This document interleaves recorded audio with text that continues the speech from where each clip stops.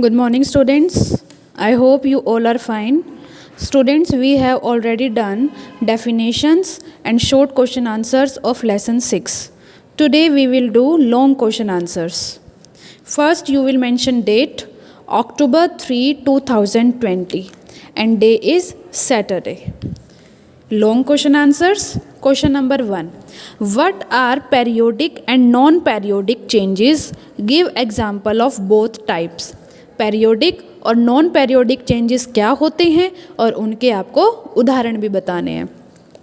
Answer: periodic changes those changes which repeat themselves after regular interval of time are called periodic changes. वे changes जो अपने आप repeat हो जाते हैं.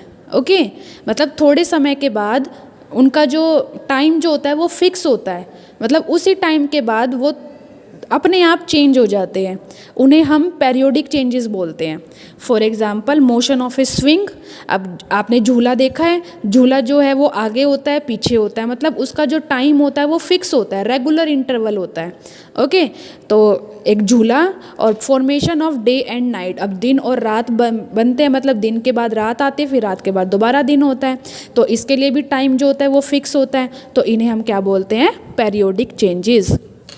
Non-periodic changes, those changes which do not repeat themselves regularly are called non-periodic changes. और वे changes जो मतलब थोड़े थोड़े समय के बाद चेंज नहीं होते, जो अपने आप चेंज नहीं होते, उन्हें जो एकदम से होते हैं उन्हें हम नॉन पेरियोडिक चेंजेस कहते हैं. For example floods, earthquake etcetera.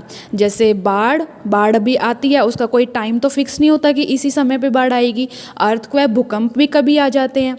Okay तो ये क्या है? Non periodic changes.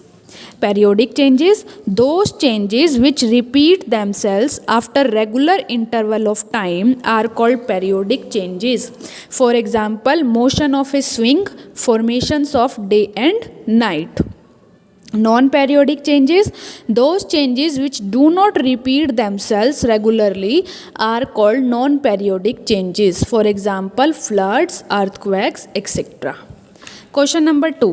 Explain how burning of paper is a chemical change whereas tearing it is a physical change.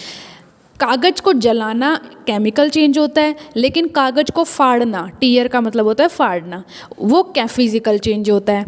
तो कैसे एक्सप्लेन करना है. Answer: The burning of paper is a chemical change.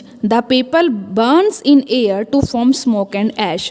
तो जो पेपर को जलाना एक केमिकल चेंज होता है. जब हम पेपर को बर्न करते हैं तो क्या होता है? धुआं निकलता है और राख बनती है. But when the paper is torn, only the appearance of the paper is changed and no substance is formed. लेकिन जब हम पेपर को फाड़ते हैं तो उसकी सिर्फ अपीयरेंस चेंज होती है, उसमें कोई नया सब्सटेंस नहीं बनता. केमिकल चेंज जब हम उसे जलाते हैं तब तो ऐश बनती है और स्मोक बनता है, मतलब नया सब्सटेंस बनता है.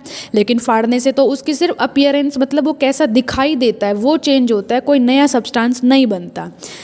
Hence burning of paper is a chemical change but and tearing it is a physical change. इसलिए जो बर्न करना पेपर को वो केमिकल चेंज होता है, लेकिन उसे फाड़ना, उसे टीयर करना फिजिकल चेंज होता है. The burning of paper is a chemical change. The paper burns in air to form smoke and ash.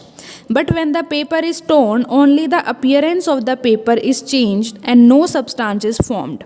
Hence, burning of paper is a chemical change and tearing it is a physical change. Now next question number 3. What are desirable and undesirable changes? Give example. Desirable और undesirable changes क्या होते हैं और उसके उदाहरण बताओ. Desirable changes, changes which are for our benefit are called desirable changes. वे बदलाव जो हमारे लिए लाभदायक होते हैं उन्हें हम desirable changes कहते हैं. For example, ripening of fruits, फलों का पकना, cooking of food और भोजन को पकाना.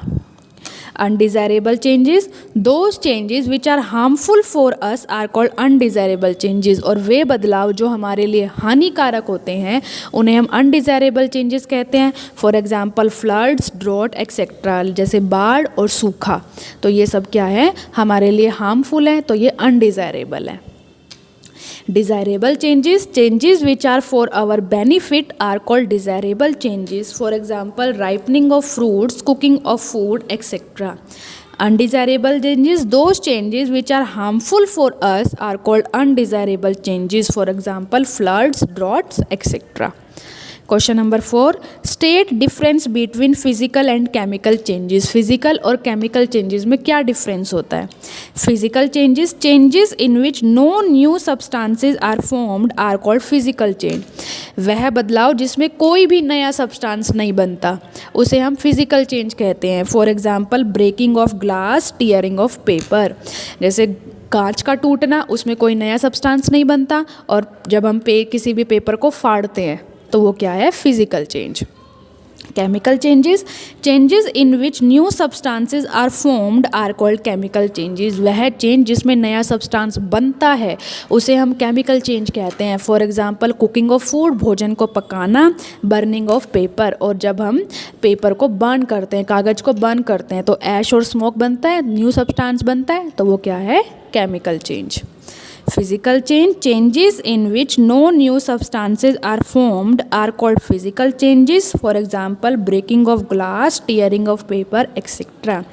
Chemical changes, changes in which new substances are formed are called chemical changes. For example, cooking of food, burning of paper, etc. Okay. So students, your homework is do question 1 to 4 of lesson 6 in your fair notebook. Okay, rest of the questions we will do tomorrow. Thank you.